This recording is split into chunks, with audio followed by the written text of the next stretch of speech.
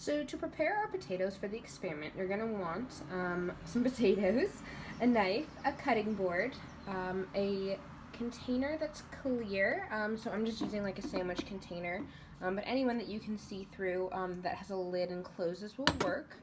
You're going to need a permanent marker, and then you're also going to need a pan to boil some water. Please have an adult do this step of the experiment. So I went ahead and turned on my hob to get this water boiling while we clean our potatoes. And you just want to get the water to a boil so that we can sterilize our potatoes.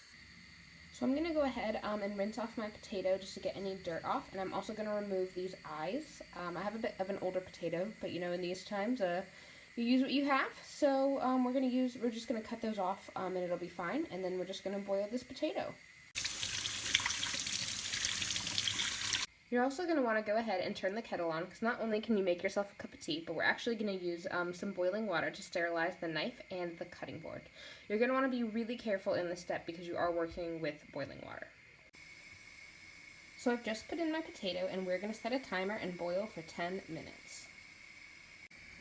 So my timer just went off for 10 minutes, so we're going to go ahead and take this off the heat and let it cool. And be really careful when you're doing this because you are working with an oven. Before slicing, you want to make sure that you've completely sanitized your cutting board and your knife. You can do this really quickly in the sink. Again, be careful because you'll be working with boiling water, but you can place it in the sink and pour boiling water over the cutting board and the knife, and then just let it cool before you pick it back up. So I've carefully removed this potato after boiling for 10 minutes, and you want to be careful taking it out because it's going to be quite hot.